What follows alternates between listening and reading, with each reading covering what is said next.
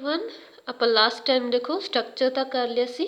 ਠੀਕ ਹੈ, ਹਾਰਟ ਦੇ ਬਾਰੇ ਆਪਾਂ ਬਿਲਕੁਲ ਥੋੜੀ ਡਿਟੇਲ ਕਰ ਲਈ ਸੀਗੀ। Now let us start from here, working of heart. ਠੀਕ ਹੈ, ਕਿ ਐਕਚੁਅਲ ਦੇ ਵਿੱਚ ਜੋ ਸਾਡਾ ਹਾਰਟ ਹੈ, ਠੀਕ ਹੈ, ਉਹ ਵਰਕ ਕਿਵੇਂ ਕਰਦਾ ਆ। ਸੋ ਫਸਟ ਆਫ ਆਲ ਦੇਖੋ, ਕੱਲ ਆਪਾਂ ਡਿਸਕਸ਼ਨ ਕੀਤੀ ਸੀ ਉੱਪਰ ਕਿ ਜੋ ਆਪਣਾ ਹਾਰਟ ਹੈ, ਦੇਖੋ ਇਹ ਵਾਲੀ ਪਿਕਚਰ ਦੇ ਵਿੱਚ ਤੁਸੀਂ ਦੇਖ ਸਕਦੇ ਹੋ ਕਿ 4 ਚੈਂਬਰਸ ਦੇ ਵਿੱਚ ਡਿਵਾਈਡ ਹੁੰਦਾ। 4 ਚੈਂਬਰ ਮੀਨਸ 4 ਪਾਰਟਸ ਵਿੱਚ ਹੋਏਗਾ। ਠੀਕ ਹੈ, ਦੇਖੋ ਪਹਿਲਾ ਪਾर्ट की होएगा, एट्रियम बोल दें आप। देखो एट्रियम उपर आप किया हुआ सीगा कल। ठीक है, एट्रियम और ऑरिकल। नैक्सट जो 2 पार्ट्स ने उपरले, देखो जो 2 पार्ट्स के डिवाइड होएगा ना हार्ट, जो उपरले 2 पार्ट्स होंगे उन्होंने आप बोलेंगे ऑरिकल, और एट्रियम ਜਿਹੜੇ नीचे वाले 2 पार्ट्स होंगे उन्होंने बोलिया जाएगा वेंट्रिकल्स। ओके, हम देखो वर्किंग ऑफ हार्ट ਦੇ ਵਿੱਚ ਕੀ आ जाएगा कि सब तो पहले अगर आप स्टार्ट करिए फ्रॉम हीयर कि जो राइट ऑरिकल होएगा, सब तो पहले देखो लैफ्ट एंड राइट उपरले दोनों ਜਿਹੜੇ पोर्शन नेगे, ठीक है, ए वाला उपरले दोनों एट्रियम नेगे, नीचे वाले की नेगे वेंट्रिकल ने। तो ये की है, राइट एट्रियम है, यह लैफ्ट एट्रियम है। ठीक है, यह राइट वेंट्रिकल है, ये जिथे लगी हुई है ना तुहाडे, ठीक है, हैशेस पाई हुई ने, ये की ने लैफ्ट वेंट्रिकल है। तो सब तो पहला देखो जो राइट ऑरिकल होएगा, ठीक है, राइट ऑरिकल मीनस उपरला जो पोर्शन होएगा राइट वाली साइड ते, वो की होगा, रिलैक्स हो जाएगा to receive the deoxygenated blood from various parts of the body. तुहाडी बॉडी के बहुत सारे जो पार्ट्स ने वो तो की रिसीव करेगा, deoxygenated blood, impure blood receive करेगा। कौन? Right auricle. ऑरिकल जिथे वर्ड आ गया मीनस उपर वाले पोर्शन की गल हो रही है, तो राइट का मतलब जो राइट साइड के उपर है, देखो ठीक है, तो इम्प्योर ब्लड रिसीव करेगा। Next it will then contract to pump the impure blood into the right ventricle below. तो देखो ये वाला जो राइट एट्रियम है, राइट एट्रियम पहले तो कॉन्ट्रैक्ट हो जाएगा, ठीक है, सुंगड़ जाएगा, you can say sorry no relax हो जाएगा, I am so sorry, relax हो जाएगा। सब तो पहला तो यह की चीज़ रिसीव करने के लिए, इम्प्योर ब्लड ਨੂੰ रिसीव करने के लिए, डीऑक्सीजनेटेड ब्लड। उस तो बाद की होएगा बच्चे, ये कॉन्ट्रैक्ट हो जाएगा, सुंगड़ जाएगा, कहदे लिए, ताकि ये नीचे वाल नूं जिहड़ा राइट वेंट्रिकल है ना इसके नीचे, ठीक है, ਉਹਦੇ ਵਿੱਚ ਇਹ ਕੀ कर सके, ब्लड ਨੂੰ ट्रांसफर कर सके, जो अपना डीऑक्सीजनेटेड और प्योर ब्लड हैगा, ठीक है, ਉਹਨੂੰ ਕੀ ਹੈ नीचे भेज सके ताकि ਉਹਦੀ प्यूरीफिकेशन हो सके। उस तो बाद की होएगा, जो राइट वेंट्रिकल है ये वाला ਜਿਹਦੇ ਵਿੱਚ सेंड करेगा, it will relax to receive the deoxygenated blood from the right auricle below. तो जो भी इन्हें उपर राइट एट्रियम तो और राइट ऑरिकल तो ब्लड लैन होएगा, रिलैक्स हो जाएगा। तो कॉन्ट्रैक्ट के हो जाएगा जो इन्हें इस, क्योंकि इम्प्योर ब्लड है ना, जो भी इम्प्योर ब्लड दी होंगी तो कि सेंड करनगे, वो लंग्स नूं सेंड करेगा, ठीक है, why the pulmonary artery for the purification. तो प्यूरीफिकेशन के लिए जोड़ा है जो राइट वेंट्रिकल है बच्चे, ये ब्लड नूं की है सेंड कर देगा, तो कॉन्ट्रैक्ट हो जाएगा।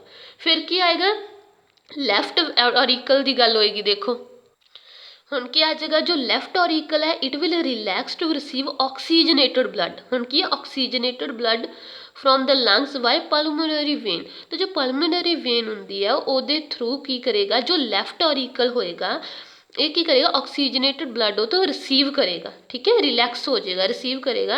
उस तो बाद की है, इट दैन कॉन्ट्रैक्ट, बाद की हो जाएगा, कॉन्ट्रैक्ट हो जाएगा to pump the pure blood in the left ventricle below.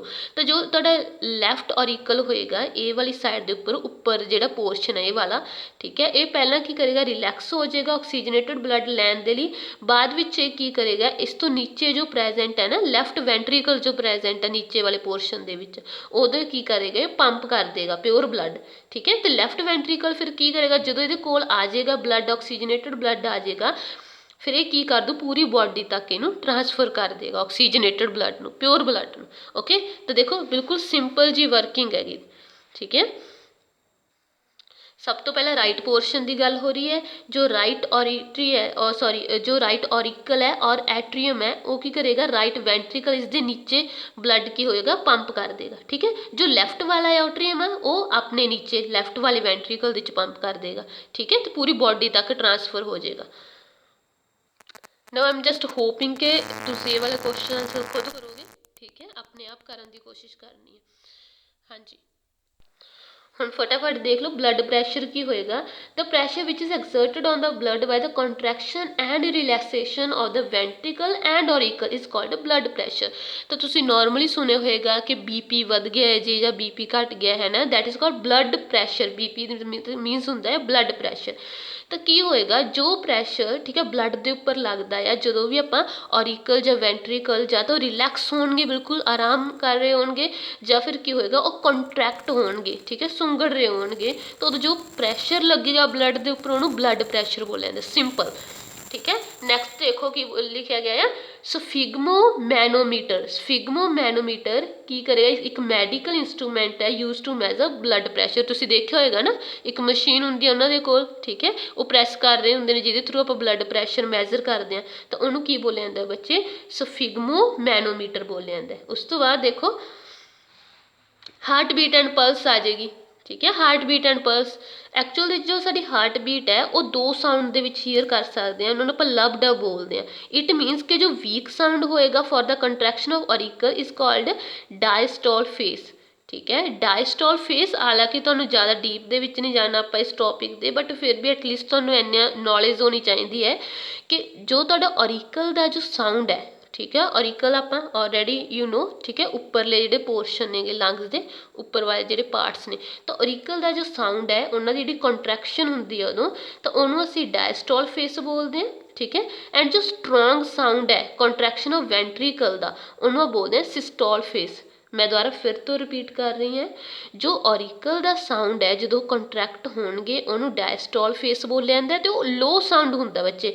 ਲੋ ਕਿਉਂ ਹੁੰਦਾ, ਕਿਉਂਕਿ ਉਹਨਾਂ ਨੇ ਕੀ ਕਰਨਾ ਹੁੰਦਾ ਆ, ਦੋਨੇ ਸਾਈਡ ਤੋਂ ਜਿਹੜੇ ਔਰੀਕਲ ਉਹਨਾਂ ਨੇ ਆਪਣੇ ਨੀਚੇ ਵਾਲੀ ਪੋਰਸ਼ਨ ਦੇ ਵਿੱਚ ਹੀ ਭੇਜਣਾ ਹੁੰਦਾ ਹੈ ਬਲੱਡ, ਹੈ ਨਾ, ਨੀਚੇ ਕੀ ਕਰਨਾ ਹੁੰਦਾ ਹੈ ਵੈਂਟਰੀਕਲ ਦੇ ਵਿੱਚ ਬਲੱਡ ਭੇਜਣਾ ਹੁੰਦਾ, ਤਾਂ ਕਰਕੇ ਲੋ ਸਾਊਂਡ ਹੈ। ਬਟ ਜੋ ਇਹ ਵਾਲਾ ਸਾਊਂਡ ਹੈ ਵੈਂਟਰੀਕਲ ਦਾ ਜੋ ਸਾਊਂਡ ਹੈ ਉਹ ਕੀ ਹੋਗਾ, ਬਹੁਤ ਜ਼ਿਆਦਾ ਸਟਰੋਂਗ ਸਾਊਂਡ ਹੋਏਗਾ, ਕਿਉਂਕਿ ਉਹਨਾਂ ਨੇ ਨੀਚੇ ਜਦੋਂ ਆ ਜਾਏਗਾ ਨਾ ਬਲੱਡ, ਠੀਕ ਹੈ, ਵੈਂਟਰੀਕਲ ਦੇ ਵਿੱਚ ਉਹਨਾਂ ਨੇ ਪੂਰੀ ਬੋਡੀ ਤੱਕ ਭੇਜਣਾ ਹੁੰਦਾ, ਤਾਂ ਕਰਕੇ ਸਟਰੋਂਗ ਸਾਊਂਡ ਹੁੰਦਾ ਆ, ਅਤੇ ਉਹਨੂੰ ਆਪਾਂ ਬੋਲਦੇ ਹਾਂ ਸਿਸਟੋਲ ਫੇਸ। ਓਕੇ, ਸੋ ਸਟੈਥੋਸਕੋਪ ਯੂਜ਼ ਕੀਤੀ ਜਾਂਦੀ ਹੈ ਹਾਰਟ ਬੀਟ ਨੂੰ ਮੈਜ਼ਰ ਕਰਨ ਦੇ ਲਈ, ਯੂ ਆਲ ਨੋ ਹੈ ਨਾ ਦਿਸ ਵਨ। ਤਾਂ ਸਟੈਥੋਸਕੋਪ ਦੀ ਡੈਫੀਨੇਸ਼ਨ ਕੀ ਆ, it consist of A chest piece. Chest piece ਤੋਂ ਬਣੀ ਹੋਏਗੀ, ਇਹ ਵਾਲਾ ਚੈਸਟ ਪੀਸ ਬੋਲਿਆ ਜੋ ਤੁਹਾਡੀ ਚੈਸਟ ਉੱਪਰ ਲਗਾਇਆ ਜਾਂਦਾ ਹੈ। ਹੈਵਿੰਗ ਏ ਸੈਂਸੀਟਿਵ ਡਾਇਫਰਮ, ਇਹਦੇ ਅੰਦਰ ਬਹੁਤ ਜ਼ਿਆਦਾ ਸੈਂਸੀਟਿਵ ਡਾਇਫਰਮ ਲੱਗਿਆ ਹੁੰਦਾ ਹੈ। ਐਂਡ ਟੂ ਈਅਰ ਪੀਸਿਸ ਲੱਗੇ ਹੁੰਦੇ, ਦੇਖੋ ਈਅਰਫੋਨ ਦੀ ਤਰ੍ਹਾਂ। A tube joins the ear piece with the diaphragm, ਤਾਂ ਡਾਇਫਰਮ ਦੇ ਨਾਲ ਕੀ ਇੱਕ ਟਿਊਬ ਜੋ ਲੱਗੀ ਹੁੰਦੀ ਹੈ ਉਹ ਇਹਨੂੰ ਅਟੈਚ ਕਰਦੀ ਹੈ, ਠੀਕ ਹੈ। ਤਾਂ ਸਿੰਪਲੀ ਸਟੈਥੋਸਕੋਪ ਦਾ ਕੀ ਕੰਮ ਹੈ, ਜੋ ਵੀ ਤੁਹਾਡੀ ਹਾਰਟ ਬੀਟ ਹੁੰਦੀ ਹੈ ਉਹਨੂੰ ਹੋਰ ਜ਼ਿਆਦਾ ਐਂਪਲੀਫਾਈ ਕਰਕੇ, ਠੀਕ ਹੈ, ਡਾਕਟਰ ਨੂੰ ਸੁਣਨ ਦੇ ਵਿੱਚ ਹੈਲਪ ਕਰਦੀ ਹੈ। ਓਕੇ, ਹੋਰ ਜ਼ਿਆਦਾ ਐਂਪਲੀਫਾਈ ਕਰਨ ਦਾ ਕੀ ਮਤਲਬ ਹੈ, ਹੋਰ ਜ਼ਿਆਦਾ ਉਹਦਾ ਸਾਊਂਡ ਕੀ ਹੈ, ਬਹੁਤ ਜ਼ਿਆਦਾ ਮਲਟੀਪਲ ਟਾਈਮਸ ਉਹਨੂੰ ਵਧਾ ਦਿੰਦੀ ਹੈ ਤਾਂ ਕਿ ਈਜ਼ੀਲੀ ਸੁਣੀ ਜਾ ਸਕੇ। ਨੈਕਸਟ ਦੇਖੋ, ਨੈਕਸਟ ਇੱਕ ਟਰਮ ਹੈ ECG। ਇਹ ਦੇਖੋ ECG, ਇਟ ਮੀਨਸ ਇਲੈਕਟ੍ਰੋਕਾਰਡੀਓਗ੍ਰਾਮ। ਤੁਸੀਂ ਸੁਣਿਆ ਹੋਏਗਾ, ਨਾਰਮਲੀ ਆਪਾਂ ਬੋਲਦੇ ਹਾਂ, ਠੀਕ ਹੈ, ਨਾਰਮਲੀ ਵਰਡ ਯੂਜ਼ ਕੀਤਾ ਜਾਂਦਾ ਕਿ ਜੀ ECG ਕਰਵਾ ਲਓ, ਹੈ ਨਾ। ਇਹਦਾ ਮਤਲਬ ਕੀ ਹੁੰਦਾ, it is a graphical representation of the heart beats of a person, ਠੀਕ ਹੈ। ਤੁਸੀਂ TV ਵਗੈਰਾ 'ਚ ਦੇਖਿਆ ਹੋਏਗਾ, ਪਰਸਨ ਦੀ ਜੋ ਗ੍ਰਾਫਿਕਲ ਹਾਰਟ ਬੀਟਸ ਨੂੰ ਰਿਪਰਜੈਂਟ ਕਰਦਾ, ਠੀਕ ਹੈ, ਇਸ ਤਰੀਕੇ ਗ੍ਰਾਫਸ ਬਣੇ ਹੁੰਦੇ ਨੇਗੇ, ਠੀਕ ਹੈ, ਉੱਪਰ ਨੀਚੇ ਅਗਰ ਤੋਂ ਚੱਲ ਰਹੀ ਹੈ ਇਟ ਮੀਨਸ ਪਰਸਨ ਕੀ ਹੈ, ਜਿੰਦਾ ਆ। ਅਗਰ ਉਹ ਬਿਲਕੁਲ ਇਸ ਤਰੀਕੇ ਲਾਈਨ ਬਣ ਜੇ, ਠੀਕ ਹੈ, ਇਟ ਮੀਨਸ ਕੀ ਹੈ ਹਾਰਟ ਬੀਟ ਰੁਕ ਚੁੱਕੀਆਂ ਨੇ, ਡੈਥ ਹੋ ਜਾਂਦੀ ਹੈ ਪਰਸਨ ਦੀ, ਤੁਹਾਨੂੰ ECG ਬੋਲਿਆ ਜਾਂਦਾ। ਕਿਉਂ ਕਰਵਾਈ ਜਾਂਦੀ ਹੈ, it tells about any problem like mall functioning of the heart ਔਰ ਆਫ ਦ ਬਲੱਡ ਵੈਸਲਸ। ਤਾਂ ਅਗਰ ਕੋਈ ਵੀ ਮਾਲ ਫੰਕਸ਼ਨਿੰਗ ਆ, ਮਤਲਬ ਪ੍ਰੋਪਰਲੀ ਕੰਮ ਨਹੀਂ ਕਰ ਰਿਹਾ ਹਾਰਟ, ਤਾਂ ਉਹਦੇ ਬਾਰੇ ਪਤਾ ਲਗਾਇਆ ਜਾ ਸਕਦਾ ECG ਦੁਆਰਾ। ਕਲੀਅਰ।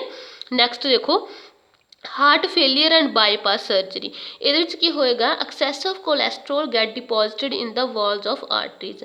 ਐਕਚੁਅਲ ਦੇ ਵਿੱਚ ਕੀ ਹੋਏਗਾ ਬੱਚੇ, ਜਦ ਕੋਈ ਵੀ ਪਰਸਨ, ਠੀਕ ਹੈ, ਐਕਸੈਸ ਦੇ ਵਿੱਚ ਜੋ ਸੈਚੂਰੇਟਡ ਫੈਟਸ ਆਪਣੀ ਡਾਈਟ ਦੇ ਵਿੱਚ ਆਪਣੇ ਖਾਣੇ ਵਿੱਚ ਲੈਣ ਲੱਗ ਜਾਂਦਾ ਆ, ਤਾਂ ਉਹਦੇ ਬਲੱਡ ਦੇ ਅੰਦਰ ਜੋ ਕੋਲੈਸਟਰੋਲ ਦਾ ਲੈਵਲ ਆ ਉਹ ਕੀ ਇਨਕਰੀਜ਼ ਕਰ ਜਾਂਦਾ ਆ, ਠੀਕ ਹੈ। ਜੋ ਐਕਸੈਸ ਹੈ, ਜ਼ਰੂਰਤ ਤੋਂ ਜ਼ਿਆਦਾ ਜੋ ਕੋਲੈਸਟਰੋਲ ਹੈ ਉਹ ਕੀ ਹੈ, ਜੋ ਆਰਟਰੀਜ਼ ਨੇ ਆਪਣੀਆਂ ਬਲੱਡ ਵੈਸਲਸ ਦੇ, ਉਹਨਾਂ ਦੀਆਂ ਜਿਹੜੀ ਵਾਲਸ ਨੇ ਆਸ-ਪਾਸ ਜਿਹੜੇ ਮੈਂਬਰੇਨ ਉਹਨਾਂ ਉੱਪਰ ਡਿਪੋਜ਼ਿਟ ਹੋਣਾ, ਜਮ੍ਹਾਂ ਹੋਣਾ ਸ਼ੁਰੂ ਹੋ ਜਾਂਦਾ ਆ, ਅਤੇ ਜੋ ਤੁਹਾਡਾ ਹਾਰਟ ਉਹ ਪ੍ਰੋਪਰਲੀ ਕੰਮ ਨਹੀਂ ਕਰ ਪਾਉਂਦਾ। ਓਕੇ, ਤਾਂ ਦੇਖੋ ਇਹੋ ਜਿਹੇ ਇਹਨੂੰ ਆਪਾਂ ਜੋ ਅਗਰ ਇਹ ਸਿਚੁਏਸ਼ਨ ਆ ਜਾਏ ਕਿਸੇ ਵੀ ਪਰਸਨ ਦੇ ਅੰਦਰ, ਆਪਾਂ ਬੋਲ ਦਿੰਦੇ ਹਾਂ ਕਿ ਹਾਰਟ ਫੇਲੀਅਰ ਹੋ ਗਿਆ, ਕਿਉਂਕਿ ਜੋ ਤੁਹਾਡਾ ਹਾਰਟ ਹੈ ਪ੍ਰੋਪਰ ਆਪਣਾ ਫੰਕਸ਼ਨ ਹੀ ਨਹੀਂ ਕਰ ਪਾ ਰਿਹਾ, ਠੀਕ ਹੈ। ਇੱਕ ਹੋਰ ਟਰਮ ਹੈ ਦੇਖੋ, to know the exact places of the blockage in the arteries angiography is done। अगर ब्लॉकेज हुई है आर्टरीज के अंदर और वेन्स के अंदर ब्लॉकेज हुई पई है मतलब ब्लड ट्रैवल नहीं कर रहा तो वो लिए आप एंजियोग्राफी करते हैं। ठीक है, ब्लॉकेज इन द ब्लड वैसे is remove through a surgery called angioplasty. Angioplasty नाल एक सर्जरी की जाती है तो ब्लॉक जो है रिमूव किया जाता है, सही की जाती है। If there is block in the main artery, तो अगर मेन आर्टरी दे विच अगर कोई प्रॉब्लम होवे, ठीक है, जो ब्लड सप्लाई कर रही है तो बाईपास सर्जरी की है डॉक्टर सुजैसट करते हैं। ये की होंगे it is an open heart surgery in which piece of the blocked artery is placed from the piece of the vessel taken from the legs of patient.